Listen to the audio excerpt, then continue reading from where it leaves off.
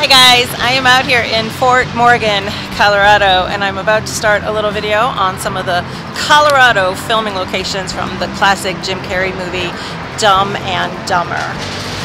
So Dumb and Dumber was it was the debut film of the Farrelly brothers, Peter and Bobby. So the Farrelly brothers were from Rhode Island, and with this being their debut film, they wanted to pay homage to their hometown of Rhode Island. So the story of Dumb and Dumber actually does begin in Rhode Island. It's filmed in Rhode Island, and that's where our characters, Lloyd and Harry, are living at the start of the film. From Rhode Island, filming continued throughout Utah, throughout Salt Lake City, Utah, and through Park City, Utah, and then of course into Colorado. Some scenes were filmed in Breckenridge, some at Estes Park, and some where I am today, out at Fort Morgan, Colorado. And interestingly enough, the scenes that were not filmed out on real locations were filmed in a studio that was built by the Osmonds for the Donnie and Marie show. Everything that was filmed on a set was basically filmed inside that Donnie and Marie studio in Orem, Utah. So as our story begins, you know, Harry and Lloyd are a little bit down on their luck. Lloyd is working as a limo driver. Harry is working for a pet service, cleaning dogs, delivering them to wherever they need to go. And both of them manage to lose their jobs. Of course, Lloyd loses his job after he picks up his passenger, Mary, the beautiful Lauren Holly, who later became his wife in real life. And he sees her leave a briefcase behind, and he's smitten with her so badly that he just abandons his limo, runs inside the airport, gets that suitcase, and eventually he ends up losing his job for leaving the scene. So there they both are, down on their luck, lost their jobs. The criminals who the briefcase was actually intended for, Mary had left that briefcase for these partners. Her husband had been kidnapped. We did not know that yet at that time. And that was the ransom money. And so the criminals that were actually there to pick up the ransom money see Lloyd pick it up, and they are in hot pursuit. So much so that they kind of, how do we say, take out Harry's pet bird. So once Harry and Lloyd realize, boy, they've really hit bottom, even their pets' heads are falling off, they decide, you know what, let's skedaddle, let's get out of this town, let's head out to Aspen and return, you know, the beautiful Mary's suitcase to her, and she's going to be so thankful that her and Lloyd will walk off into the sunset and live happily ever after. We'll see if that works out. As I was saying, along the way they get hungry, they decide to stop at this truck stop / diner, and it is right inside here where they meet the character Seabass, where Harry wimps out. They have a few incidents and an uncomfortable encounter with Seabass and friends. This is a truck stop, and it's pretty noisy because it is right off of a highway. It's Highway 76 here in Fort Morgan, Colorado. Over here you can see the sign of the business. It's the Reata travel stop. And then if I pan my camera this way, you will see the sign that you actually kind of see in the movie to the right of the building. So when you see the exterior, you see that sign on the right. And of course, you do see the highway a little bit in the scene. Now this building is a different building. It was a restaurant at the time. It's now a convenience store / deli, and I believe they sell liquor inside. So it does look a little different. The windows are a bit different. The exterior is a bit different. But it's the same spot where that scene would have happened. So Harry's dog van would have been parked right about there when they went inside to have a little bite to eat, and ran into Seabass. So let's go inside and take a look. By the way, before I forget, Seabass was actually a professional hockey player, Cam Neely. He played for a couple teams, but he played for a long time for the Boston Bruins. And the Farrelly brothers, being a big fan of the Boston Bruins, wanted to include him in their debut film. So that's how we ended up with that big, bad, scary Seabass that we saw. So let's go in and check it out. So I'm now inside the diner that Harry and Lloyd dined at and encountered Seabass, and I did speak with the nice lady here who confirmed it has been drastically remodeled because the building that was here at that time caught on fire. So as you can see, things appear drastically different. The window on the right with the section of wall, that wouldn't have looked like that. It was just one big window. The other wall there with the 2 windows, that was just one continuous wall of windows. And Harry and Lloyd were sitting approximately between the 4th and the 5th window, which is about where this door is now, maybe a little bit to the right of it. When you see Harry and Lloyd sitting at their table and you look out the window, you see that bridge and that Highway 76 sign. So that is literally their view, even if this isn't exactly where their table was. It was approximately here. Now, Seabass and his friends were sitting in the far left corner, which is now back here in the kitchen area. Their table would have been about where that white basin is. That wall was not there. This was just one big open area. If you can imagine Harry and Lloyd sitting a little bit to the right of the door, and then Seabass to the left, sitting at the table to the far left where my hand is motioning with his friends. And of course, things kind of go horribly wrong when Harry spills some salt and accidentally throws a shaker and hits Seabass in the head.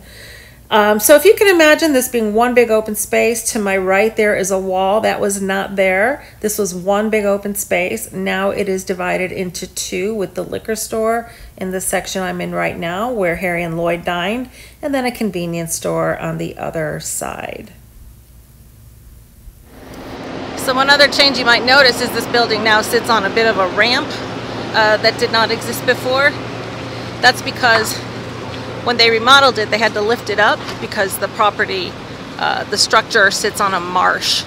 So they had to lift it up to stabilize it. So that's why there's now this ramp, for lack of a better word, on which the remodeled building sits. Okay, so after Harry and Lloyd leave the diner and continue their trek towards Aspen, Colorado, let's see, along the way they pick up a hitchhiker, completely unaware that it is one of the bad guys that was supposed to pick up the suitcase. And I did read somewhere that Jim Carrey, this should come as no surprise to you, did a lot of improvisation in the movie. And do you know what the most annoying sound in the world is? That line that was improv'd along that journey on their way to Aspen. And Jeff Daniels, he just went with it. He didn't miss a beat.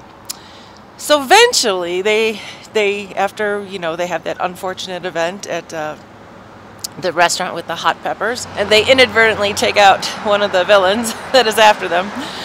They finally do make their way to Aspen, except Aspen isn't really Aspen. In the film, Aspen is Breckenridge, Colorado, which is where I am right now. So I'm on Main Street. I'm going to show you a few of the spots and a few interesting things, I hope. See? So there's a scene in Dumb and Dumber when Lloyd first shows up with the scooter and tells Harry that he traded the van, the dog van, and they start driving and they get into a wintry area and they're kind of going slow. And so then I read as they were approaching Aspen, and you see the Aspen sign, that was in Utah. I'm seeing this spot here, and because as they continue on their descent, you see kind of a sweeping overview of the town, and it looks a lot like this. I'm wondering if maybe the initial part of that scene is in Utah, but then as they approach the Aspen sign, maybe it is Breckenridge. This is a curved road, and we do see them coming down a curved road. You can see it curves up there, and right over here you're overlooking the town of Breckenridge. So to me, this looks a lot like that scene. So after reviewing the footage, I can confirm that the scene was in fact filmed right here in Breckenridge. I do believe the scene does start in Utah, as I had read online, when there's mountains behind them and when they're beginning a curve that has a guardrail behind them. A second later, they're continuing on that curve and there's no guardrail. That is the moment the scene cuts from Utah to this spot right here in Breckenridge.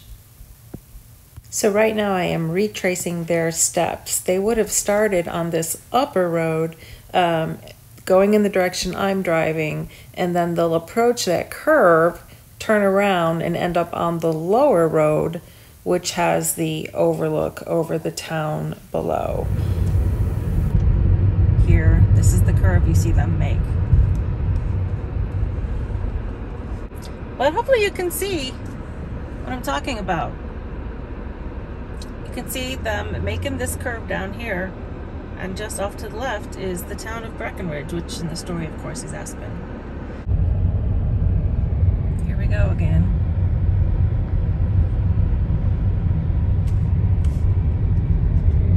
And there's the town. There's the town below with all those mountains, and they match. The mountain range matches.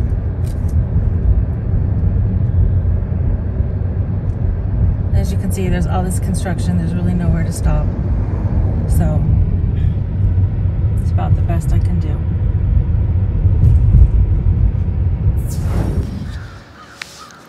Alright, so when we first see Harry and Lloyd approaching Aspen, we see them coming down on their little motor scooter this way. We see this little town square mall on the corner. I don't think it was a mall in the movie. I think it was something else. But you definitely do see that backdrop there, behind there with all the trees. As they're coming down this way, it's kind of downhill. And then they work their way over to here. This building over here might look familiar. And they stop their motor or their scooter about the 4th post over there. We'll go take a closer look right by those doors. Of course, it's winter. They're frozen. A lot of snow and ice on the ground. Right now it's July, so things are looking a little bit different. But let's go take a look over there, a closer look. So there again is the road they come down on their scooter. And then they're going to come and park right about 1, 2, 3, 4, that 4th post. So let's go over there.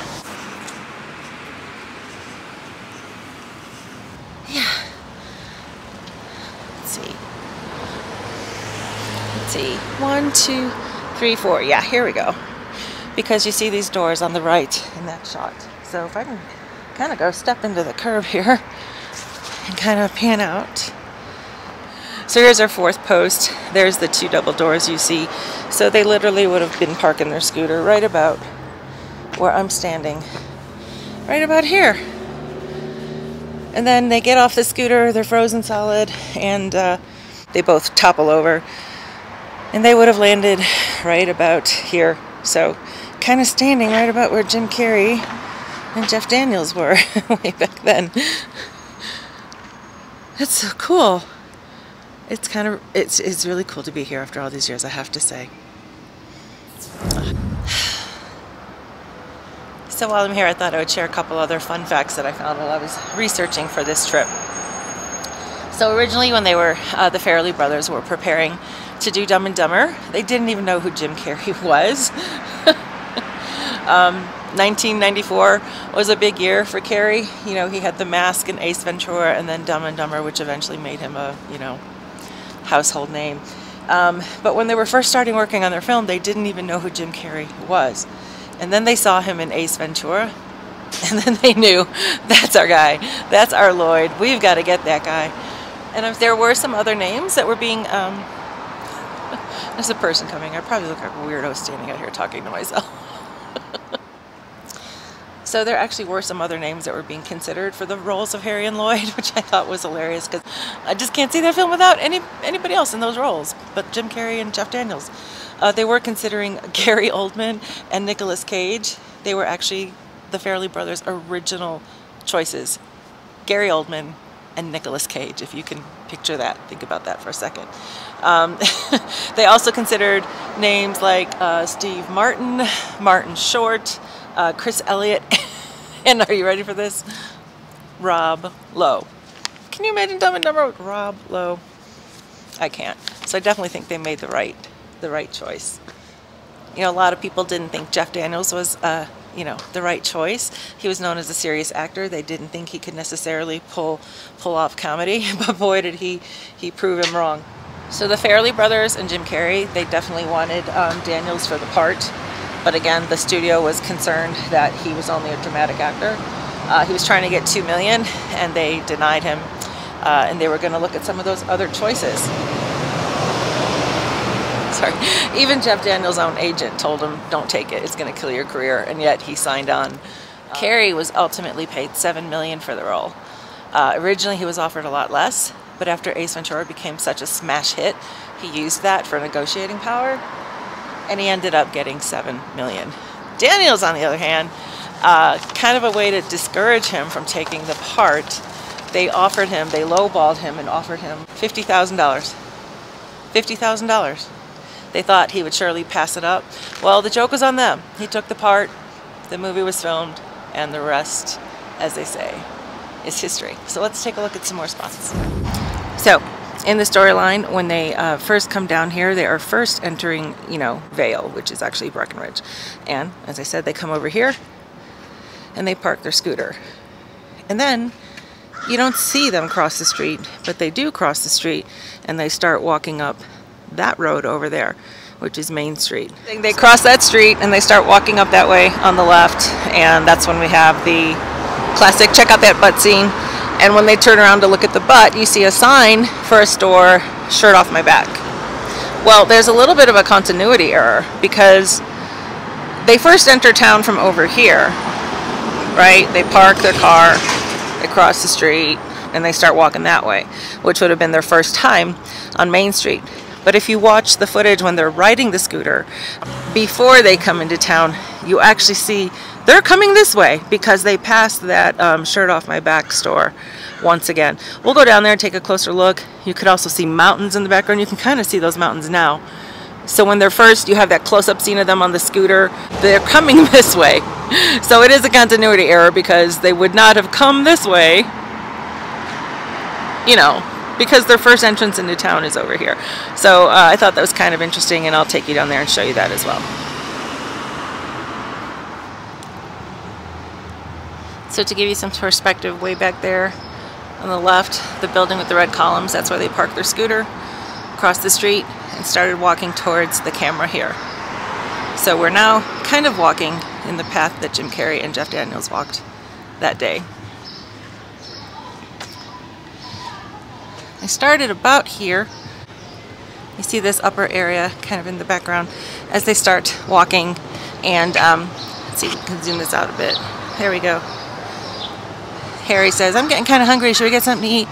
And Lloyd's like, "Nah." How about some food? I swallowed a big June bug when we were driving. I'm not really hungry. So as Harry and Lloyd are walking, it's about right here, because you see this building in the background with the red and yellow, and you see that post as well. It's about right here where they stop, where they see that attractive couple. They pause, they turn around, they both look at the couple, and Jeez, look at the butt on there. Yeah, he must work out. And if we didn't know by then the kind of people we were dealing with Harry and Lloyd, we certainly learned then. And so the couple stops right under that shirt off my back. Well, they don't stop. They keep walking, but they pass the shirt off my back store as they're walking away, as Harry and Lloyd are making those comments. They're right about at that point where the shirt off my back store is. And then they just turn back around and carry on with on their way to the payphone so they could look up Mary's number and give her a call and give her back her briefcase. And as they turn and walk away, like I said, you see this yellow post over here, red and yellow post, as they're walking towards me at this point. All right, then they turn and they continue on this way. They're making their way to the corner there, where at that time there was a payphone. And of course there's no payphones anymore, so you'll have to use your imagination. Harry's very excited. They're going to look up Mary's phone number. They're going to call her, make an arrangement to return her briefcase, and she's going to be very thankful, or so he thinks. So as they approach the payphone, Harry asks Lloyd what is her last name, and he says, I don't remember. I know it starts with an S though, so Harry starts flipping through the yellow pages, and the phone would have been right around here. And you see the Welcome Center in the background. It looks a little bit different, but you do see that stripe, that horizontal stripe right about there. So that is in the background of the scene. And so Lloyd is like, I don't know, slammy, slippy, slappy, I don't know, something with an S. And Harry says, look at the briefcase. Oh yeah, Samsonite, Mary Samsonite. Definitely one of the funnier moments of the film. And during that, they're kind of flipping back and forth. When you see Harry's perspective, you're kind of seeing these buildings behind him. When you're seeing Lloyd's perspective, you're seeing this area over here. So this is where that happened, where the phone scene took place. They still can't find Mary Samsonite, and so they end up leaving penniless and going and, I guess, spending the night by a little lake. There's a fire. They're trying to stay warm. And it's at that moment the Harry in frustration throws the briefcase across the way, and when it lands it opens and they realize that it contains all of this money. And that kind of changes the course of the rest of the film, because they decide to go find themselves a nice hotel to stay in and get themselves some nice new clothes, and everything carries on from there in hilarious form.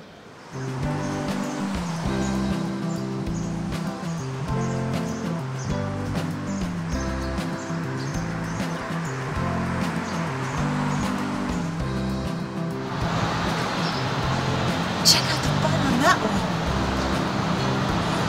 Yeah, he must work out.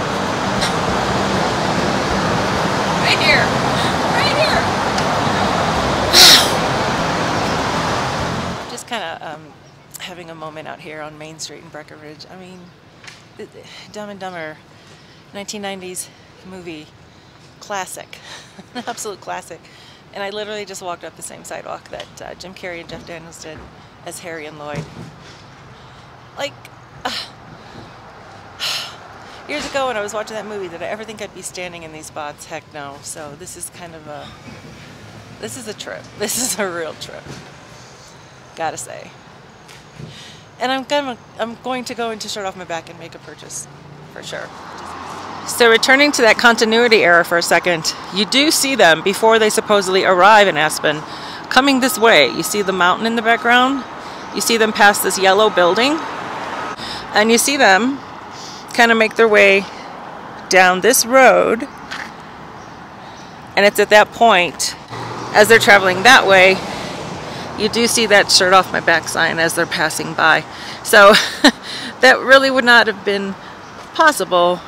There's the shirt off my back, since they technically hadn't arrived into this part of town yet. So it was just an interesting observation when I spotted it, and I went, wait a minute, they're not even in town yet.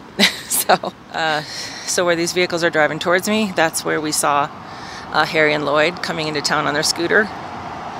Well, not coming into town. That's the whole thing. We see them riding on the scooter, and Harry is holding on to Lloyd. They're both frozen. And I guess this is meant to just indicate they're driving through some other area before they arrive in Aspen. Not realizing that the shirt off my back sign kind of is a giveaway to the continuity issue. But anyway, you do see the beautiful mountains in the background of that scene, so you can see that there. You see this yellow building, and next to that is kind of a brownish looking building that you do get a glimpse of. It's not, I'm too close, I guess, and at the wrong angle to see it.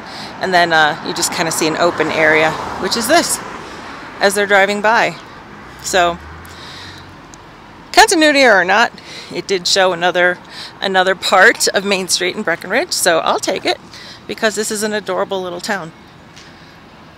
I'm really enjoying visiting here, except for the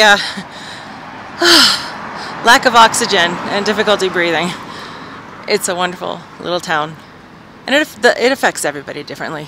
The high altitude, apparently it's not very agreeable to me.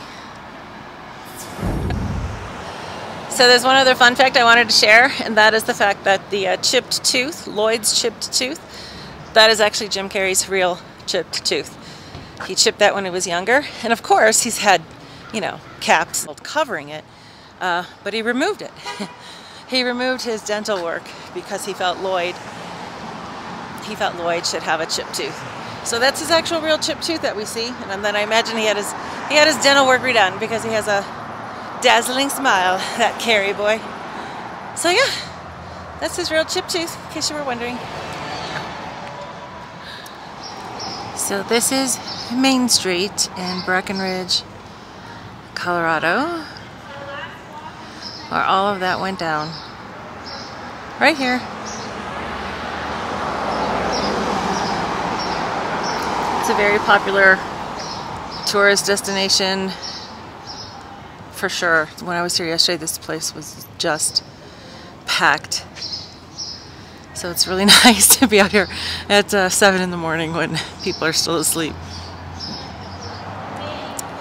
So after that briefcase opens and all that money is revealed, Harry and Lloyd make their way over to what in real life, I don't know why I like that sign so much, I just do. They make their way over to a very fancy hotel, which is in real life the Stanley Hotel over in Estes Park, Colorado. So we're gonna make our way over there next. It is well documented, you know, that the Stanley Hotel is supposedly haunted. It was built in 1909. What are people doing up this early? I'm up this early. So. Lots of stories of haunting. That is the hotel where Stephen King stayed the night he was inspired to write The Shining. I plan to do a video just about the hotel, but it is well documented that Jim Carrey stayed there, or tried to stay there one night, in the haunted, allegedly haunted, room 217, where Stephen King stayed that night. And he stayed for a few hours, ran out, I think I read, in his underwear, and never returned, and has never spoken about what happened to him there. I don't know, a little creepy, but yeah, so they make their way over there, and they get themselves some fancy duds, and they find Mary, quite by accident. They see a ad in the paper for the Snow Owl festival or benefit with her photo. So they go there, and of course Lloyd is hoping to make a love connection. He sends Harry over to talk to her on his behalf, put in a good word for his buddy, and instead Harry ends up getting the date with Mary, and Lloyd enacts his revenge in one of the most, depending on how you look at it, hilarious or unpleasant scenes in the film, when Harry goes to pick up Mary for a date at her house. So that's it. We're gonna go on to the Stanley Hotel next, see what we can see over there. Alright, this should be kind of fun. So right about here, you might recall seeing a license plate. So after Lloyd and Harry had that little fight over in Aspen by the lake, over the fire, and Harry threw the suitcase and it opened up, and they discovered it had a ton of cash inside. And so they decided to take that ton of cash, go buy a whole bunch of new clothes and everything, but also they decided to go find themselves a fancy, ritzy hotel to stay at. And of course, that hotel is the Stanley. And of course, they pull up to that hotel in that red Ferrari. So we kind of see the car is about back here when it starts. But this actually, if I turn around, you'll see this is not actually a driveway. I don't think it ever was, because I've seen it in some older photos, and this was actually all grass. Here is this hedge maze that they built. So this all was originally grass until some point they put this in. So they made it look like the car was just driving up the driveway, but it wasn't. It was just staged. So this is where the red Ferrari pulls up, and the doors open. You recall the doors actually lift up. And Lloyd walks out with that ridiculous suit with all the fur on the bottom, and not that Harry's was much better. And they start to make their way in, but of course they're greasing the palms of everybody they encounter along the way. So in that scene, when Jim Carrey walks up on the steps, he's about on the second step from the bottom there, the second one. And then there's the, you know, the guy that works for the hotel. So he walks up on that second step. So he would have been right about there in that area. And then he starts handing out his cash. And then at some point, he backs up one step, so he's on that wider step, turns around and goes and walks into the hotel. So I'm going to try and reenact some of that while there's nobody out here on this beautiful day at the Stanley Hotel. Dumb and Dumber right here. All right, let's go for it. So here I am, Lloyd, standing right about where Jim Carrey would have been. About to go up the stairs and try and grease a few palms. Come on.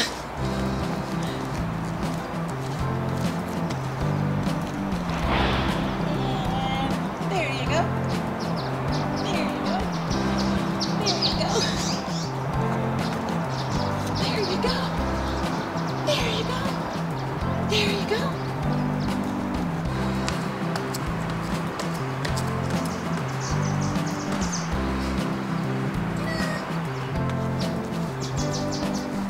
And there you go. So the grand staircase was used in that classic scene from Dumb and Dumber. At that time, there was a very big chandelier on the ceiling, and I'm gonna have to go around this table because it is sort of blocking the view of the stairs. But Jim Carrey was at the top of the stairs in his fancy cowboy duds, strutted down the stairs, very proud of himself. With all the fancy clothes he bought with the money that he got from that briefcase. He said, "Ma'am," tipped his hat, and then went over there and tipped one of the bellmen before he went into the bar over there to wait for Mary. These are the stairs where that happened.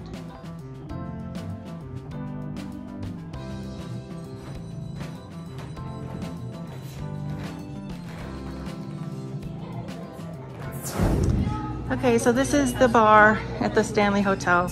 This is where Lloyd comes to have his drink and wait for Mary. He gets here before it's open. The bartender lets him in, and as you can see, it's kind of gone. He waits there for a while, and eventually he decides to leave, and on his way out, he discovers that man has walked on the moon. That's pretty much it in a nutshell.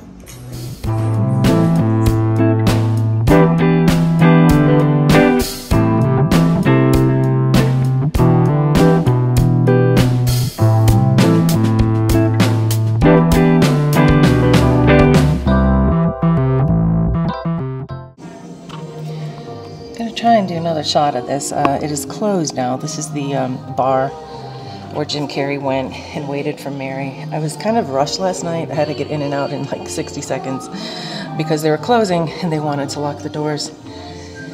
But this has obviously been drastically redesigned since the movie was filmed here. But Jim sat at the second, or what was the second bar stool at the time. That's where I sat last night.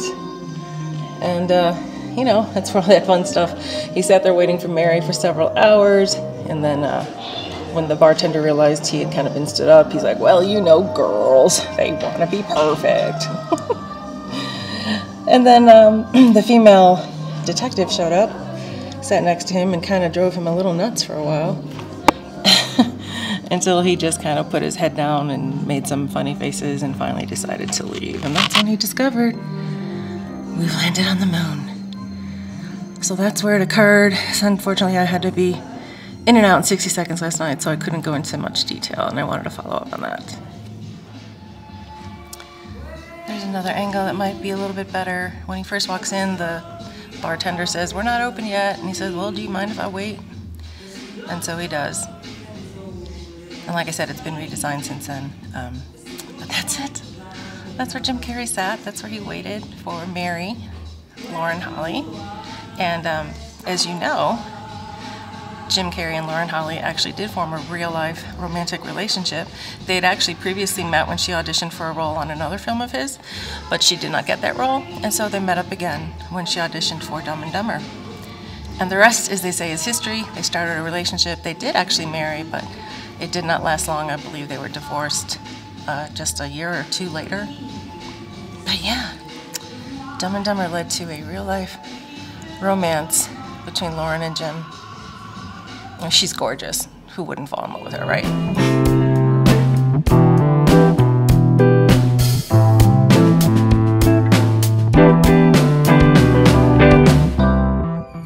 Well, there's nobody here to chase up the stairs with me or race me up the stairs, so I guess I'm gonna have to race myself.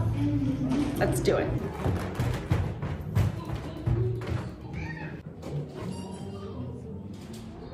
All right, I'm standing outside the Stanley Hotel at night because this is where one of the final scenes in Dumb and Dumber is filmed.